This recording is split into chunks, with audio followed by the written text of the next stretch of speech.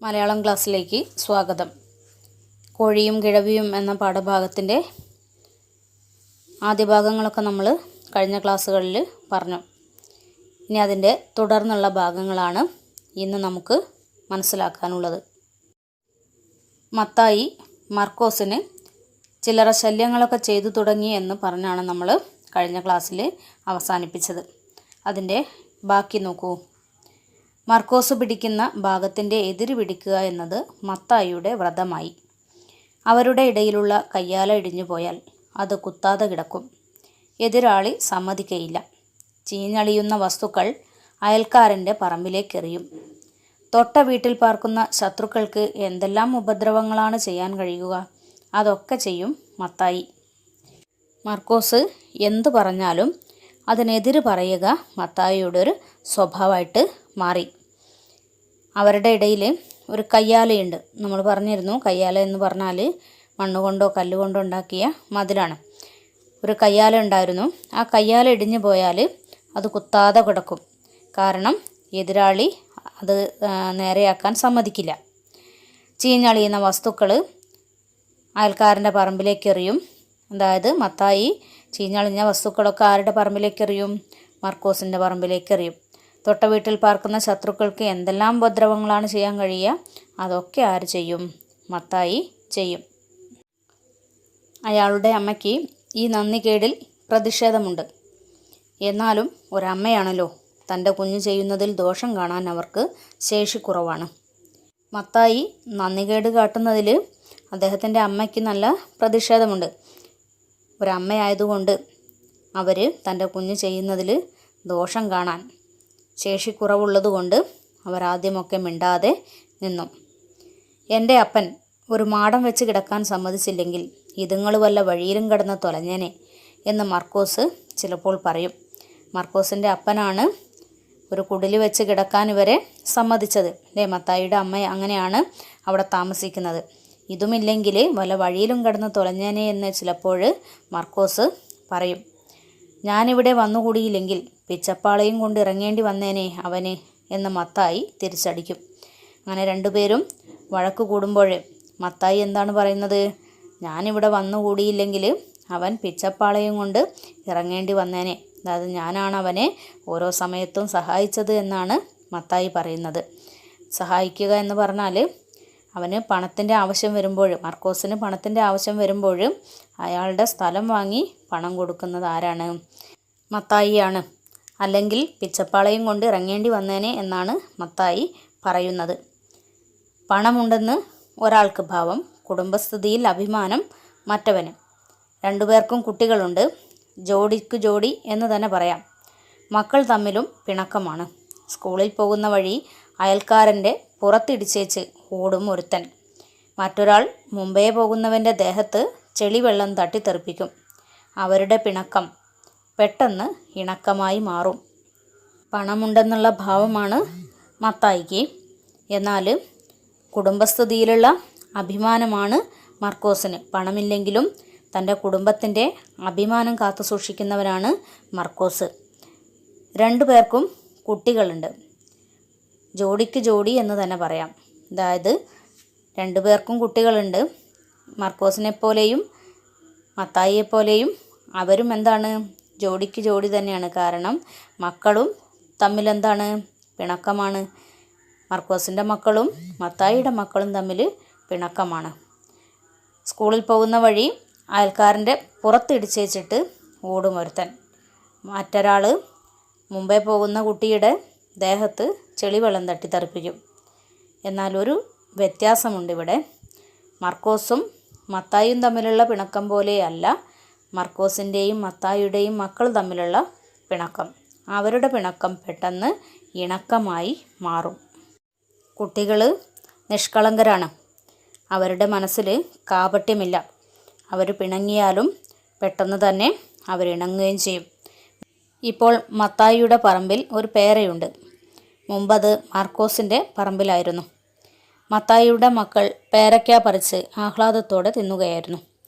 മർക്കോസിൻ്റെ മകൾ വേലിക്കൽ ചെന്ന് കൊതിയോടെ നോക്കി നിന്നു. കൊതിക്കാൻ വന്ന് നിൽക്കുകയാണോ? ആ രണ്ട് പറമ്പും മുമ്പ് മർക്കോസിൻ്റെ അപ്പൻ്റെ വകയായിരുന്നു. മത്തായിയുടെ പറമ്പിൽ ഇപ്പോഴൊരു പേരയുണ്ട്. അത് മുമ്പ് ആരുടെ പറമ്പിലായിരുന്നു? മർക്കോസിൻ്റെ പറമ്പിലായിരുന്നു. പിന്നീട് മത്തായി പറമ്പ് മർക്കോസിനോട് വാങ്ങിയപ്പോൾ ഇപ്പോൾ പേര മത്തായിയുടെ പറമ്പിലാണ്. മത്തായിയുടെ മക്കൾ പേരയ്ക്ക പറിച്ച് തിന്നുകയാണ്. മർക്കോസിൻ്റെ മകൾ വേലിക്കൽ ചെന്ന് കൊതിയോടെ നോക്കി നിൽക്കുന്നുണ്ട്. അപ്പം മത്തായിയുടെ കുട്ടി പറയുന്ന എന്താണ്? കൊതിക്കാൻ വന്ന് നിൽക്കുകയാണോ? ഞാൻ ഞങ്ങളുടെ പറമ്പിലാണ് നിൽക്കുന്നേ, അവിടെ നിന്നോ, കൊതിക്കാതിരുന്നാൽ മതി. നിങ്ങളാ കൊതിയന്മാർ, ഞങ്ങളുടെ പേരയല്ലേ, നിങ്ങളുടെ കൊതി കൊണ്ടല്ലേ ഈ പറമ്പ് നിങ്ങൾ മേടിച്ചേ. ഒരു കുട്ടി ഒരു പേരയ്ക്ക പറിച്ചിട്ട് അവൾക്ക് എറിഞ്ഞു കൊടുത്തു. കൊതിക്കാതെ ഇത് എടുത്തോണ്ട് പോ എന്ന് പറഞ്ഞു. പേരയ്ക്ക അവളുടെ നെറ്റിയിൽ ചെന്നു കൊണ്ടു. അവൾ ചീത്ത വാക്കുകൾ പറഞ്ഞുകൊണ്ട് പേരയ്ക്കായും എടുത്ത് കരഞ്ഞുകൊണ്ട് വീട്ടിലേക്ക് പോയി. കരച്ചിൽ കേട്ട് അമ്മ വന്നു നോക്കി. നെറ്റിയിൽ പേരയ്ക്കായോളം ഒരു മുഴ. കുറച്ചു നേരത്തേക്ക് ആ കയ്യാലക്കൽ പരസ്പരം തെറി പറച്ചിലായിരുന്നു. മർക്കോസിൻ്റെ കുട്ടി പറയുന്നു, ഞാൻ ഞങ്ങളുടെ പറമ്പിലല്ലേ നിൽക്കുന്നതെന്ന് ചോദിക്കുകയാണ് അല്ലേ, അവിടെ നിന്നോ, കൊതിക്കാതിരുന്നാൽ മതിയെന്ന് മത്തായിയുടെ കുട്ടിയും പറയുന്നു. അപ്പോൾ മർക്കോസിൻ്റെ കുട്ടി വിട്ടുകൊടുത്തില്ല.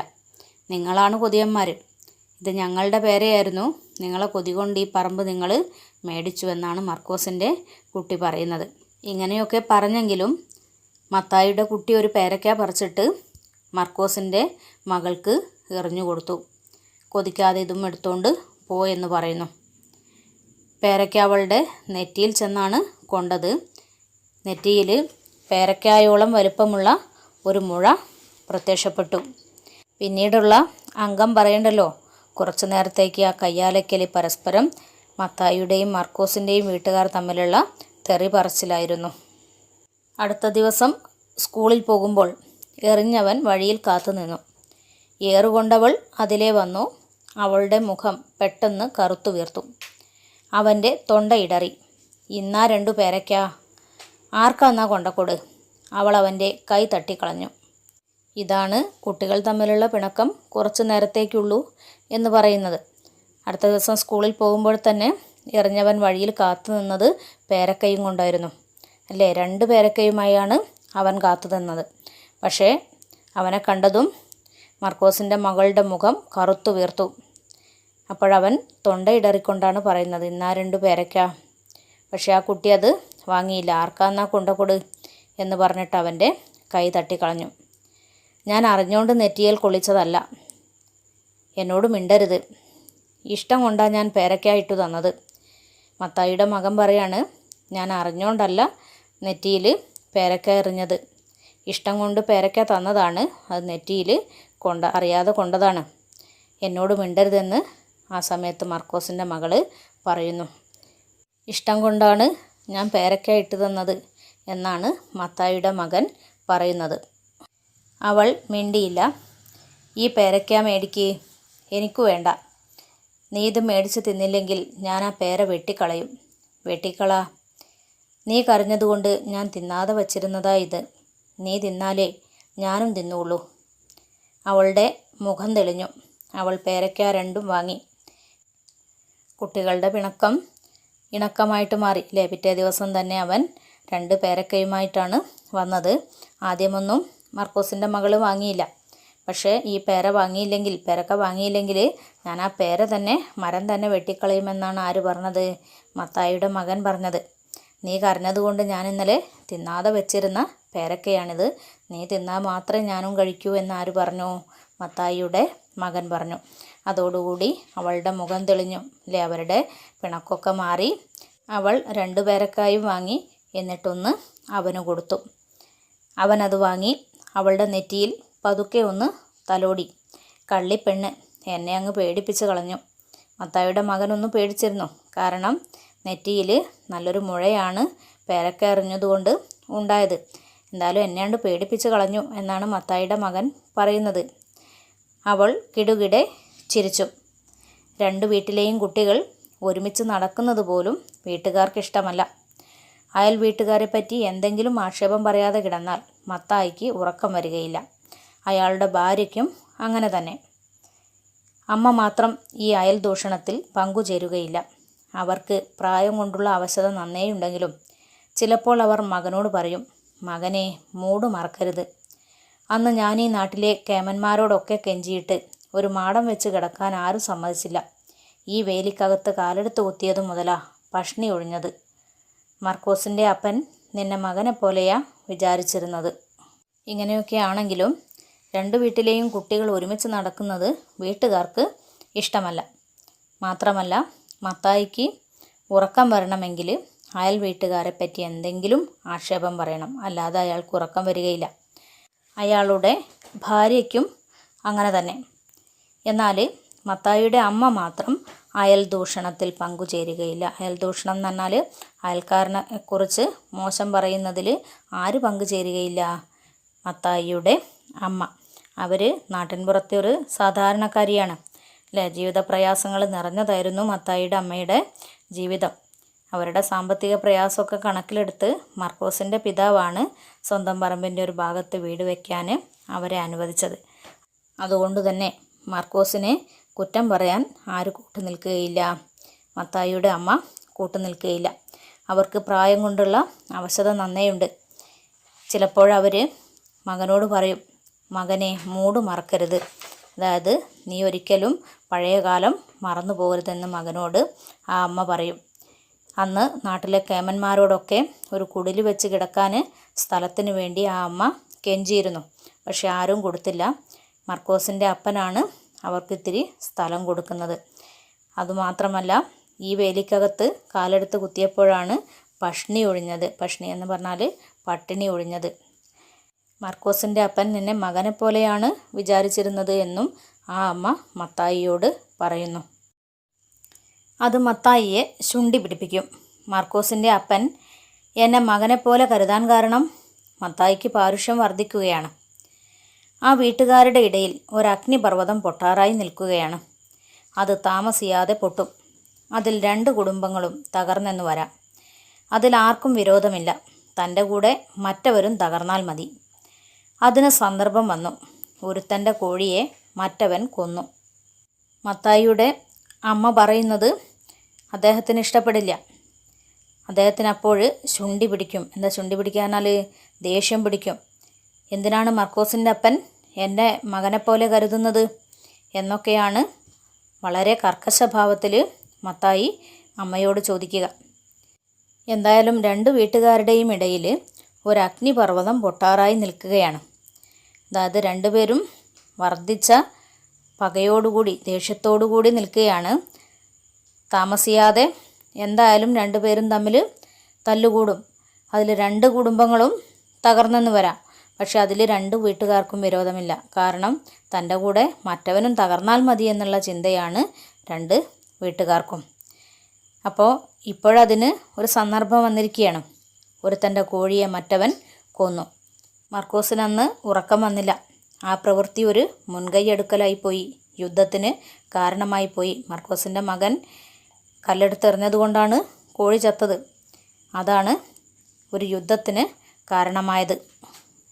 അടുത്ത ദിവസം രാവിലെ മർക്കോസിൻ്റെ വീട്ടിൽ അയാളുടെ പറമ്പിൽ നിന്ന് കോഴിയുടെ തൂവലും കാലും തലയും തൊണ്ടിയായി കണ്ടെടുത്തു. അയൽക്കാർ കൂടി മർക്കോസ് കോഴിയെ കട്ടുതിന്നെന്നാണ് കേസ്. അയാളെ പോലീസ് സ്റ്റേഷനിലേക്കും അവിടെ നിന്ന് കോടതിയിലേക്കും നടത്തും. 3 മൈൽ ദൂരം വരെ പോലീസുകാരൻ അയാളെ കൊണ്ടുപോകും. അയാളുടെ കയ്യിൽ കോഴിയുടെ അവശിഷ്ടങ്ങൾ ഉണ്ടായിരിക്കും. അന്നമ്മ ഇതിനിടെ പലതും പുലമ്പി. കോഴിയിറച്ചി അവിടെ പാകം ചെയ്തില്ലെന്ന് മനസ്സിലാക്കാൻ ആരെങ്കിലും അടുക്കള പരിശോധിച്ചോളാൻ പറഞ്ഞു. കുട്ടികളൊക്കെ പറഞ്ഞു അവിടെ തലേ ദിവസം ഇറച്ചി വച്ചില്ലെന്ന്. അയൽക്കാർ ഓരോ അഭിപ്രായങ്ങൾ പറഞ്ഞു. പിറ്റേ ദിവസം മർക്കോസിൻ്റെ വീട്ടിലേക്ക് പോലീസുകാർ വന്നു. എന്തിനാണ് വന്നത്? കോഴിയെ മോഷ്ടിച്ചതാണ് കേസ്. മർക്കോസിൻ്റെ പറമ്പിൽ നിന്ന് പോലീസുകാർ കോഴിയുടെ തൂവൽ, കാല്, തലയൊക്കെ തൊണ്ടിയായിട്ടില്ലേ, മോഷണത്തിൻ്റെ തൊണ്ടി മുതലായിട്ട് കണ്ടെടുത്തു. അയൽക്കാരൊക്കെ കൂടി കേസ് എന്താണെന്നാണ് പറഞ്ഞത്? കോഴിയെ കട്ടുതിന്നു. ആര്? മർക്കോസ്. അയാളെ പോലീസ് സ്റ്റേഷനിലേക്ക് കൊണ്ടുപോകുവിനി അല്ലേ, കോടതിയിലേക്ക് കൊണ്ടുപോകും. കോടതിയിലേക്ക് കൊണ്ടുപോകുന്നത് നടത്തിയിട്ടാണ്. അപ്പോൾ 3 മൈൽ ദൂരം വരെ പോലീസുകാരൻ അയാളെ ഈ തൊണ്ടി മുതലുമായിട്ട് നടത്തി കൊണ്ടുപോകും. മർക്കോസിൻ്റെ ഭാര്യയായ അന്നമ്മ പലതും പുലമ്പുന്നുണ്ട്. എന്തൊക്കെയാണ് അവർ പറയുന്നത്? കോഴിയിറച്ചി ഇവിടെ പാകം ചെയ്തിട്ടില്ല. നിങ്ങൾക്ക് വേണമെങ്കിൽ ആർക്കെങ്കിലും എൻ്റെ അടുക്കള പരിശോധിക്കാം. അല്ലേ? കുട്ടികളൊക്കെ പറഞ്ഞു ഇവിടെ ഇറച്ചി വെച്ചിട്ടില്ല തലേ ദിവസം എന്ന് പറഞ്ഞു. അയൽക്കാരും ഓരോ അഭിപ്രായങ്ങൾ പറയാൻ തുടങ്ങി. അതൊക്കെ കോടതിയിൽ വന്ന് പറഞ്ഞാൽ മതി. ഇവിടെ തൻ്റെ അന്വേഷണങ്ങൾക്ക് തടസ്സം ചെയ്യരുതെന്നായി പോലീസുകാരൻ. മർക്കോസ് ആകെ നാണിച്ചു നിൽക്കുകയാണ്. കോഴിയെ എറിഞ്ഞു കൊന്ന കാര്യം തന്നെ സമ്മതിക്കാമോ എന്നയാൾക്ക് സംശയം. മത്തായിയുടെ വീട്ടിൽ സകല വായും അടച്ചു പൂട്ടി മുദ്ര വച്ചിരിക്കുകയാണ്. ഒരക്ഷരം ആരും മിണ്ടുന്നില്ല. വല്യമ്മ ഇതൊന്നും അറിഞ്ഞതേയില്ല. അന്നമ്മ പറയുന്ന കാര്യങ്ങളൊന്നും പോലീസുകാർ കേട്ടില്ല. അവരെന്തു പറഞ്ഞു? എന്തെങ്കിലും പറയാനുണ്ടെങ്കിൽ അത് കോടതിയിൽ പറഞ്ഞാൽ മതിയെന്ന് പറഞ്ഞു. ഞങ്ങളുടെ അന്വേഷണങ്ങൾക്ക് തടസ്സം ചെയ്യരുതെന്നും പറഞ്ഞു. മർക്കോസ് ആണെങ്കിൽ നാട്ടുകാരുടെ മുന്നിൽ ആകെ നാണിച്ചു നിൽക്കുകയാണ്. കോഴിയെ എറിഞ്ഞു കൊന്നു എന്നുള്ളത് ശരിയാണ്, അത് തന്നെ ഇവിടെ പറയാമോ എന്നയാൾ സമ്മതിക്കാമോ എന്നയാൾക്ക് സംശയം. ചിലപ്പം അത് പറഞ്ഞിട്ടാവും പോലീസുകാർ കൊണ്ടുപോകുന്നത്. എന്നാൽ മത്തായിയുടെ വീട്ടിൽ സകല വായും അടച്ചു പൂട്ടി മുദ്ര വച്ചിരിക്കുകയാണ്. എന്തുകൊണ്ടാണ് അങ്ങനെ പറയുന്നത്? മത്തായിയുടെ വീട്ടിൽ ഒരാളും സംസാരിക്കുന്നില്ല, അവരൊരക്ഷരം മിണ്ടുന്നില്ല, എല്ലാവരുടെയും വായ പൂട്ടിയിരിക്കുകയാണ്. അവിടുത്തെ വല്യമ്മയാണെങ്കിൽ, അതായത് മത്തായിയുടെ അമ്മയാണെങ്കിൽ കാര്യങ്ങളൊന്നും അറിഞ്ഞിരുന്നില്ല. പോലീസുകാരൻ മർക്കോസിനെ വിളിച്ചിട്ട് പറഞ്ഞു, നമുക്ക് പോകാം എന്ന് പറഞ്ഞു. അപ്പോൾ മർക്കോസ് പറഞ്ഞു, പോകാം, പക്ഷേ ഇനി എന്നാണ് തിരിച്ചു വരിക എന്നറിയില്ലല്ലോ. അതുകൊണ്ട് അപ്പുറത്തെ അമ്മ വയസ്സായിരിക്കുകയാണ്.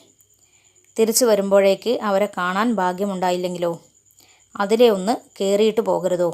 മർക്കോസ് ചോദിച്ചു. പോലീസുകാരനോട് മർക്കോസ് ചോദിച്ചു, അയലത്തെ അമ്മ, അതായത് മത്തായിയുടെ അമ്മയാണ് ഉദ്ദേശിക്കുന്നത്. അവർ വയ്യാതിരിക്കുകയാണ്, വയസ്സായിരിക്കുകയാണ്. ഞാനൊരു പക്ഷേ എപ്പോഴാണ് ജയിലിൽ നിന്ന് തിരിച്ചു വരിക എന്നറിയില്ല. എനിക്ക് തിരിച്ചു വന്നാൽ ഒരു പക്ഷേ അവരെ കാണാനുള്ള ഭാഗ്യമുണ്ടായില്ലെങ്കിലോ? അതുകൊണ്ട് എനിക്ക് പോകുമ്പോൾ ഒന്ന് അതിലേ കയറിയിട്ട് പോകരുതോ? അതായത് എനിക്ക് അവിടെ ഒന്ന് കയറണമെന്ന് പോലീസുകാരനോട് പറഞ്ഞു. ആദ്യം അയാൾ സമ്മതിച്ചില്ല, പക്ഷെ ആളുകൾ നിർബന്ധിച്ചപ്പോൾ ഒടുവിൽ സമ്മതിച്ചു. അങ്ങനെ പോലീസുകാരൻ്റെ കൂടെ മർക്കോസ് പടിയിറങ്ങിയപ്പോൾ വീട്ടുകാർ പിരാകുകയും നിലവിളിക്കുകയും ചെയ്തു. ആരോ മരിച്ചതുപോലെ. അങ്ങേതിലെ വല്യമ്മ ഈ ശബ്ദം കേട്ട് എഴുന്നേറ്റ് തപ്പിത്തടഞ്ഞ് വരാന്തയിൽ വന്നപ്പോൾ ഒരു പൊതിക്കെട്ടുമായി മർക്കോസും കുറേ ആളുകളും അങ്ങോട്ട് ചെന്നു. അങ്ങനെ പോലീസുകാരൻ്റെ കൂടെ മർക്കോസ് പടിയിറങ്ങി. അപ്പോൾ വീട്ടുകാർ ഉറക്കെ നിലവിളിക്കുന്നുണ്ട്, മത്തായിയെ പ്രാകുന്നുണ്ട്. ആരോ മരിച്ചതുപോലെയാണ് ആ വീട്ടിലെ കരച്ചിൽ. ഈ കരച്ചിൽ കേട്ടിട്ട് വല്യമ്മ, അങ്ങേതിലെ വല്യമ്മ എന്ന് പറഞ്ഞാൽ മത്തായിയുടെ അമ്മ, ഈ ശബ്ദം കേട്ടിട്ട് എഴുന്നേറ്റ് തപ്പിത്തടഞ്ഞ് വരാന്തയിൽ വന്നു. വരാന്തയിൽ വന്നപ്പോൾ അവർ കാണുന്നത് മർക്കോസും കുറേ ആളുകളും അങ്ങോട്ട് ചെല്ലുന്നതാണ്. എനിക്ക് തരാൻ എന്നതും കൊണ്ടാണ് മർക്കോച്ചൻ വന്നിരിക്കുന്നേ, ഇങ്ങോട്ട് കയറിയിര്, എന്താ അവിടെ ഒരു നിലവിളി കേട്ടത് എന്നൊക്കെ ആര് ചോദിക്കുന്നു? മത്തായിയുടെ അമ്മ. മർക്കോസ് പറഞ്ഞു, ഇങ്ങേരുടെ കൂടെയൊന്ന് പോകുകയാണ് കച്ചേരിയിലേക്ക്. കച്ചേരി എന്ന് പറഞ്ഞാൽ കോടതിയിലേക്ക്. അതായത് ഞാൻ ഇങ്ങേരുടെ കൂടെ, പോലീസിൻ്റെ കൂടെ കോടതിയിലേക്ക് പോവുകയാണ്. ഞാൻ പോകുന്നത് ഇവിടുത്തെ കോഴിയെ കട്ടതിനാണ്. ഞാൻ കട്ടെന്നാ മത്തായി പറയുന്നത്. ഞാൻ ഇനി എന്നാ വരിക എന്ന് ആർക്കറിയാം. അതുവരെ എൻ്റെ വീട് അമ്മ നോക്കിക്കൊള്ളണം. മർക്കോസ് പോകുമ്പോൾ തൻ്റെ വീട് നോക്കിക്കൊള്ളാൻ മത്തായിയുടെ അമ്മയോട് മർക്കോസ് പറയുന്നു. ഞാൻ കോഴിയെ കട്ടെന്നാണ് മത്തായി പറയുന്നത്, അതുകൊണ്ടാണ് എനിക്ക് കോടതിയിലേക്ക് പോകേണ്ടി വരുന്നത് എന്നും അമ്മയോട് ആര് പറഞ്ഞു? മർക്കോസ് പറഞ്ഞു. തെല്ലിട മൗനമായിരുന്ന് കണ്ണുനീര് തുടച്ചിട്ട് വൃദ്ധ പറഞ്ഞു, മത്തായി ഉണ്ടോ ഈ കൂട്ടത്തിൽ? അവനോടൊന്ന് പറഞ്ഞേ, എൻ്റെ കയ്യേൽ പിടിച്ച് വടക്കേതിലേക്കൊന്ന് കൊണ്ടുപോകാൻ. ഞാൻ അവിടെ കിടന്ന് ചത്തോളാം. നന്ദി കെട്ട ഈ വംശത്തിൻ്റെ കൂടെ എനിക്ക് കഴിയാൻ മേല.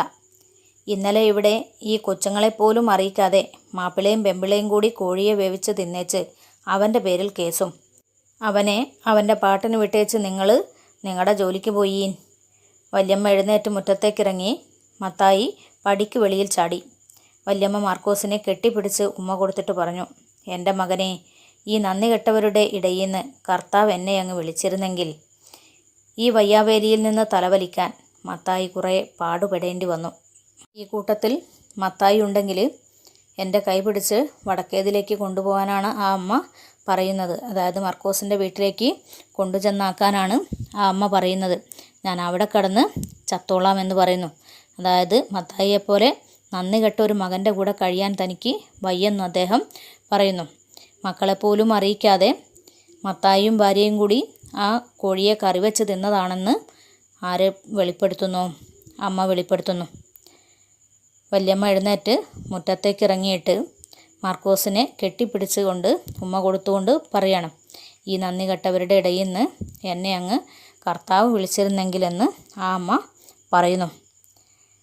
മകൻ ചെയ്തത് തെറ്റാണ് എന്ന് തുറന്നു പറയാനുള്ള ആർജവമാണ് അമ്മ കാണിക്കുന്നത്. സമ്പത്തും സൗകര്യങ്ങളും ഒക്കെ വന്നു ചേർന്നിട്ടും കടന്നു വന്ന വഴികളെയും സഹായിച്ചവരെയും അവർ മറക്കുന്നില്ല. അതവരുടെ നല്ലൊരു സ്വഭാവ വിശേഷം തന്നെയാണ്. തെറ്റിനെ നിശിതമായി വിമർശിക്കാനുള്ള അവരുടെ തൻ്റെ ഇടമാണ് കഥയിൽ പ്രകടമാകുന്നത്.